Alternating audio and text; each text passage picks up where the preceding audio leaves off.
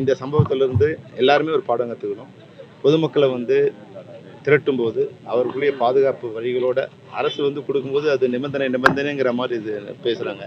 ஆனால் வந்து விபத்து ஏற்படும் போது தான் தெரியுது அது வந்து நிபந்தனைங்கிறது எவ்வளோ முக்கியமான விஷயங்கிறது. ஆனால் நான் யாரையும் குற்றச்சாட்டு விரும்பல. இது எல்லாருடைய தரப்பு எதுவுமே இருக்குது. ஒரு மாநாடு நடத்தும்போது இல்லை ஒரு மீட்டிங் நடத்தும்போது எவ்வளோ பேர் வருவாங்க, அதை எப்படி ஆர்கனைஸ் பண்ணாங்கிறது வந்து அரசியல் கட்சிகள் வந்து அதை புரிஞ்சுக்கணும். இன்னொன்று காவல்துறை கூட வந்து எல்லாரும் சேர்ந்த பிறகு ஒரு 10,000 பேர் கூட்டத்தை வாங்கிருக்கோம், 20,000 பேர் வராங்கன்னா அது முன்னாடியே அது வந்து கூட்டம் சேர விடாமல் பண்ணியிருக்கலாம், இல்லை வந்த பிறகு அவங்களுக்கு ஆர்கனைஸ் பண்ணியிருக்கலாம். அதுவும் அவங்களோடது. பொதுமக்கள் கூட வந்து எந்த கூட்டத்துக்கு போகிறோம், இப்போ அது மாதிரி நிகழ்ச்சி தெரிஞ்சுக்கணும். முதல்ல விஜய் மாதிரி வரும்போதுலாம் அதை வந்து கட்டுப்படுத்த முடியாத ஃபேன்ஸ் இருப்பாங்க. அப்போ வரும்போது குழந்தைகளையும் பெரியவர்களையும் கூட்டு வருது. நம்ம கூட வந்து எல்லாருக்கும் ஒரு பொறுப்பு இருக்குது. ஒருத்தர் மேலே குற்றம் சொல்கிறது வந்து சரியாக இருக்காது. இந்த பாடத்திலிருந்து எல்லாருமே கற்றுக்கணும். அது வந்து இனிமே வருங்காலத்தில் இது நடக்காமல் இருக்க அனைத்து பாதுகாப்பும் செய்யணும் தான். இது காவல்துறையினுடைய தப்புன்னு சொல்றீங்களா, இல்லை அரசாங்கத்தினுடைய தப்பா? சார், நான் தான் சொல்லுறேன், வந்து 3 பேரோட தவறுமுதல் இருக்கு.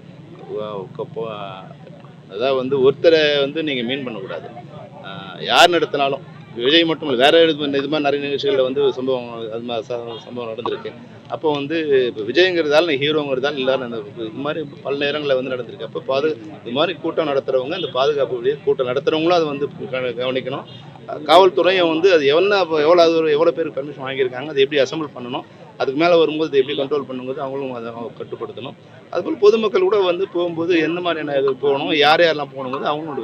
இல்லை, இதுக்கு முன்னாடியே அங்கே கூட்டம் நடக்கும் போது ஒரு சில கட்சியினெல்லாம் குறிப்பாக அதிமுகலாம் அவங்க நடத்தும் முயல்சாமி படத்தில் கேட்டிருக்காங்க. அப்படி கேட்கும்போது ஜனவரி மாதம் கேட்கும்போது அங்கே நடத்த முடியாது அப்படின்ற மாதிரி சொல்லுவாங்க. இன்பதுறையெல்லாம் சொல்லியிருக்கேன், MP இன்பதுறையெல்லாம் பேசியிருக்காங்க. இப்போ எப்படி தாவ கேட்க மட்டும் எப்படி கொடுத்துருக்காங்க? கொடுத்தவங்கள தானே கேட்கணும்.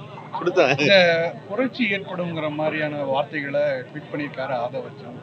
இது எப்படி பார்க்குறீங்க? ஒரு சமூகத்தில் ஒரு பிரச்சனை ஏற்பட்டிருக்கு, 41 பேர் உயிர் வந்திருக்காங்க. புரட்சி ஏற்படுத்துகிற மாதிரி பேசுனவங்கள ஏன் ஒன்றும் கைது பண்ணலைன்னு கூட நீதிமன்ற காரணமாக தெரிவிச்சிருக்கு. அது நீதிமன்றம் கேட்கணும், நீதிமன்றத்தை தான் சொல்லணும். அது வந்து புரட்சி ஏற்படுது வார்த்தைகளை நிறைய பேர் சொல்லுவாங்க, நான் அப்படி பண்ணுவேன். அதாவது அதெல்லாம் வந்து சாதாரண விஷயம், அது பெருசாக எடுத்துக்கூடாது. புரட்சிங்கிறது வந்து சாதாரணமாக நடைபெற்றது. அது பொதுமக்கள் நடத்தணும், தலைவர்கள் ஏற்படுத்துறதில்ல, பொதுமக்கள் ஏற்படுத்தணும். இந்த மாதிரி வார்த்தைகளை வந்து தவிர்த்துட்டு சம்பவம் நடக்கும்போது மறுபடியும் அதை வந்து எரியிற தீயில எண்ணெய் ஊற்றக்கூடாது, தண்ணியை தான் ஊற்றணும். இது மாதிரி நடத்தும் போது அதை வந்து பொதுமக்கள். செய்திகளை உடனுக்குடன் தெரிந்து கொள்ள கீழ்கண்ட கேபிள் மற்றும் DTH நெட்வொர்க்குகளில் எம்நாடு செய்தி தொலைக்காட்சியை காணுங்கள். பாதகம் செய்பவரை கண்டால் நாம் பயம் கொள்ளலாகாது பாப்பா. மோதி மிதித்து விடு பாப்பா, அவர் முகத்தில் உமிழ்ந்து விடு பாப்பா. அண்மை செய்திகளை உடனுக்குடன் தெரிந்து கொள்ள இணைந்திருங்கள் எம்நாடு தொலைக்காட்சியுடன்.